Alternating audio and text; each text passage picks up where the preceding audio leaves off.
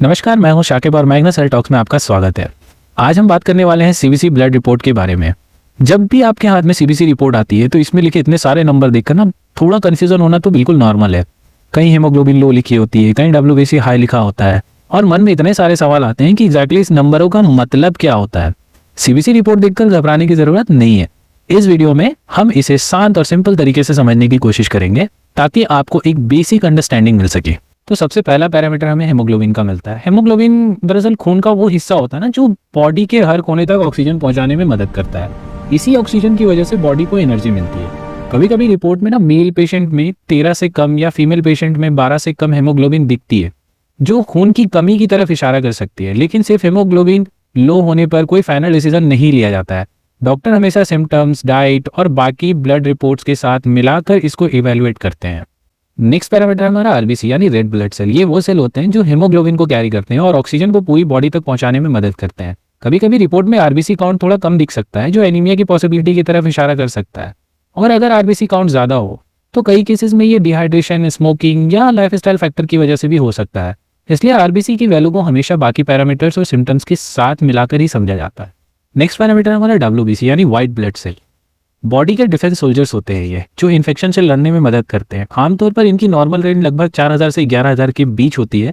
कभी कभी अगर डब्ल्यूबीसी आपको 11000 से ऊपर दिख रहा हो तो ये बॉडी में कहीं इन्फेक्शन या इन्फ्लेमेशन होने का सिग्नल दे सकते हैं। सीबीसी रिपोर्ट का डिफरेंशियल काउंट ये बताता है कि डब्ल्यूबीसी के अलग अलग टाइप्स यानी बॉडी के अलग अलग सोल्जर्स कितने एक्टिव हैं। जैसे अगर बात करें हम न्यूट्रोफिल की, अगर न्यूट्रोफिल ज्यादा दिख रहे हो तो ये अक्सर बैक्टीरियल इन्फेक्शन की तरफ इशारा कर सकता है। और अगर लिम्फोसाइट ज्यादा हो तो ये वायरल इन्फेक्शन जैसे सर्दी, खांसी या वायरल फीवर के केसेस में देखा जा सकता है। मगर यहाँ पे भी डॉक्टर हमेशा पेशेंट के सिम्टम्स और क्लिनिकल कंडीशन को साथ में देखकर ही फाइनल असेसमेंट करते हैं। अब बात करते हैं रियल लाइफ हीरो की यानी प्लेटलेट्स की। प्लेटलेट का मेन काम होता है ब्लीडिंग को कंट्रोल करना और जरूरत पड़ने पर क्लॉट बनाना। आमतौर पर प्लेटलेट की नॉर्मल रेंज लगभग 1.5 लाख से 4.5 लाख के बीच होती है। कभी कभी अगर प्लेटलेट्स थोड़े कम दिख रहे हो तो ये वायरल इन्फेक्शन या किसी टेम्पररी रीजन की वजह से भी हो सकता है। एक्स्ट्रा अलर्ट तब रहना चाहिए जब प्लेटलेट बहुत ज्यादा कम हो जाए। ऐसी सिचुएशन में आपको जल्द से जल्द डॉक्टर से कंसल्ट करना जरूरी होता है और जो भी मेडिसिन आपको दी जाए उसे प्रॉपर कोर्स के साथ कंप्लीट करना चाहिए। अभी बात करते हैं कुछ पैरामीटर्स जो हमने ड्रॉप किए थे, जैसे कि MCV, MCH और MCHC। बेसिकली ये वैल्यूज आरबीसी के साइज और क्वालिटी के बारे में जानकारी देती हैं।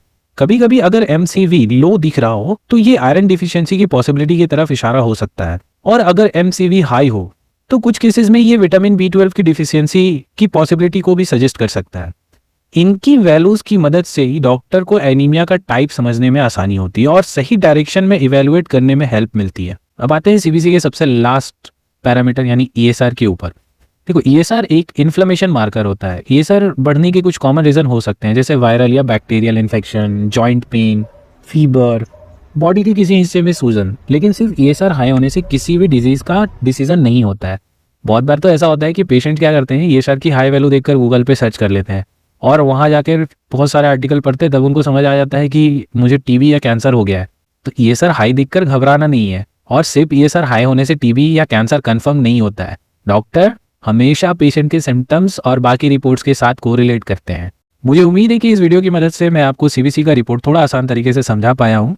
याद रखें, सीबीसी और ESR टेस्ट स्क्रीनिंग टेस्ट होते हैं। ये किसी भी बीमारी का फाइनल डायग्नोसिस नहीं होता है। डॉक्टर हमेशा रिपोर्ट को पेशेंट के सिम्टम्स, फिजिकल एग्जामिनेशन और जरूरत पड़ने पर दूसरे टेस्ट के साथ मिलाकर समझते हैं, तभी कोई डिसीजन लेते हैं। इसलिए अगर आपकी रिपोर्ट में कुछ भी एबनॉर्मल लिखा हो तो घबराने की जरूरत नहीं है। अपने डॉक्टर को दिखाएं और उनकी सही गाइडेंस को फॉलो कीजिए। अगला वीडियो किस ब्लड टेस्ट पर देखना चाहेंगे कमेंट में जरूर लिखें, और ऐसे ही मेडिकल अवेयरनेस वीडियो के लिए मेरे चैनल को सब्सक्राइब करना ना भूलें।